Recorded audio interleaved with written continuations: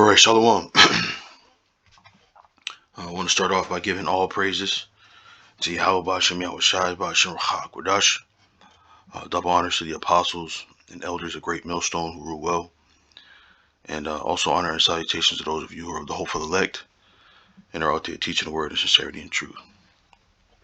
All right, so I wanted to talk about something that been not bothering me. I don't maybe not the right, but it's definitely stuck in my mind. Um, I don't know if bothering me is the right word to say, but um, I'm sure everybody saw the video of the after camp edification with those young Christian kids, and um, as we were kind of coming to a close, a young lady walked by who she looked nice, and so I made a comment which caused one of them to look, and he says he says. He says, "Oh, come on, man. That's not of the spirit." And he said, he said, "Out of the abundance of the heart, man speaketh." And I was cut, and I been thinking about that in the last few weeks. Um, and what comes to mind is, you know, matter of fact, let me go to this scripture right here. I think it's Matthew 6, but let me.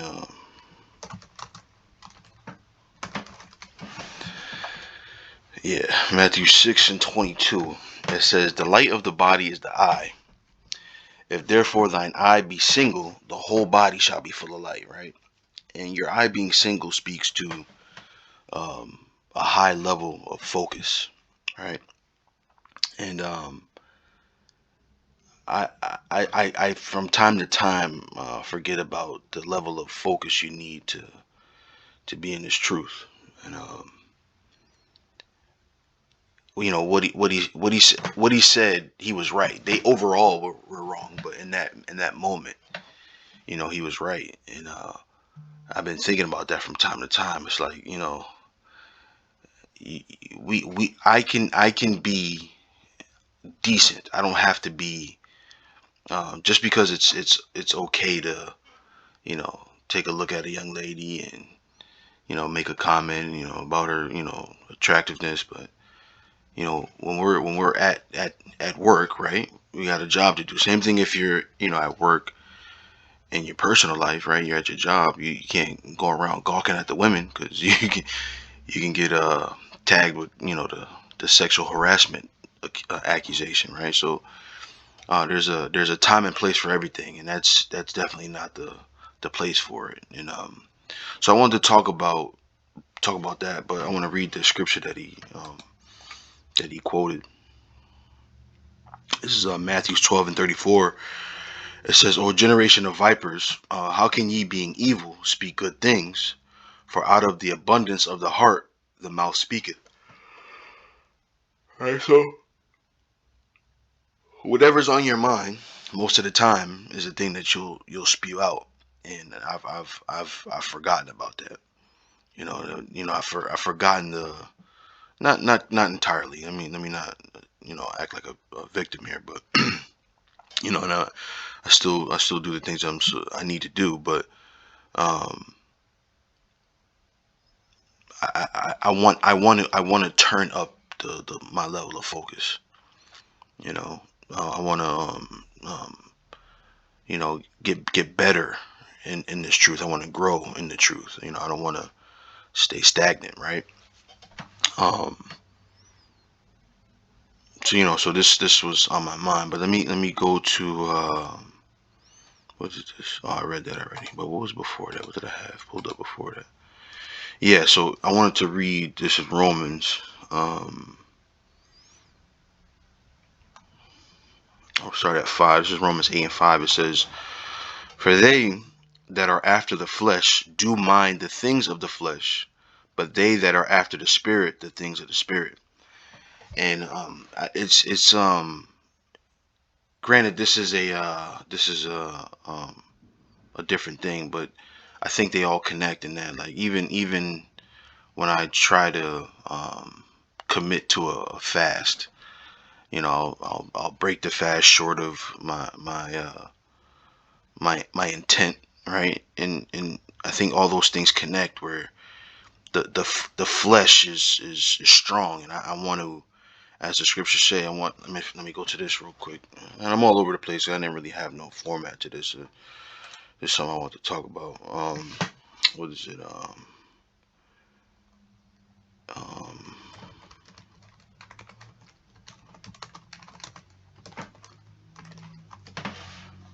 right. This is 2 Corinthians 4:16. It says, "For which cause we faint not, but though our outward man perish, yet the inward man is renewed day by day." Right.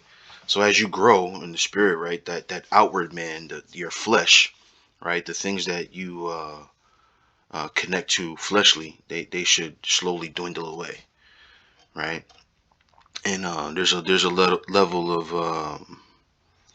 of maturity, right, that you develop as your outward man perishes, as you disconnect more and more from that flesh, and that's the maturity that I want to exemplify every in every opportunity I have to show myself. You know, um, this is back in Romans. It says, "For to be carnally minded is death, but to be spiritually minded is life and peace." Right, and that's a level of. I watched the apostles. I've been afforded the opportunity to be around them many times, and there's a there's a level of peace in their life that comes from the simplicity of their lives, right? Being just making sure they maintain their spiritual integrity, um, and it's very serene to be around, right? Very what a word I want to use? Not serene, but cerebral, right? Just they're just always locked in, always in tune, and I want to have that level of spiritual maturity. Now we laugh and we talk about certain things, and that's cool, right? But I want I like the feeling of um, that serenity, right? That cerebral approach to your everyday life, right? So this is verse 7. It says, "Because the carnal mind is enmity against the Most High, for it is not subject to the law of the Most High, neither indeed can be. So then they that are in the flesh cannot please the Most High," right? And I want to please the Most High. I think that's all of our desires, right? And ultimately we do this for a chance to get out of here, right? For a chance of salvation. And to do that, to have that, right? To have salvation, you need to please the Most High. So if you're in the flesh, if you're constantly thinking of fleshly things, how can you then please the Most High? You can't, right? Because you're always wrapped up in serving yourself when you're concerned about the flesh, right? Verse 9, it says, "But ye are not in the flesh, but in the spirit, if so be that the spirit of the Most High dwell in you. Now if any man have not the spirit of Hamashiach, he is none of his. And if Hamashiach be in you, the body is dead because of sin, but the spirit is life because of righteousness. But if the spirit of him that raised up Yahushua from the dead dwell in you, he that raised up Hamashiach from the dead shall also quicken your mortal bodies by the spirit that dwelleth in you." Right? So it's kind of like you quicken your mortal body, right? So meaning once you uh, ignore those fleshly things, right? And you in tune into the spirit, right? Your mortal body, the flesh, will even be made alive by your spiritual growth, right? So I want to get better at that. I want to improve at that, right? And I don't want to make any excuses for why it can't happen, right? Granted, as you go through this trek in the truth, your life changes, right? Your family grows, the dynamic of your family might change, right? Your living circumstances might change, but the one thing that should be constant is your spiritual commitment to the truth, right? And I wanted to, mention that. So hopefully that was edifying. I want to give all praises to Yahweh Bashim El Shai Bashim Rachak Wadash. Double honors to the apostles and elders of Great Millstone.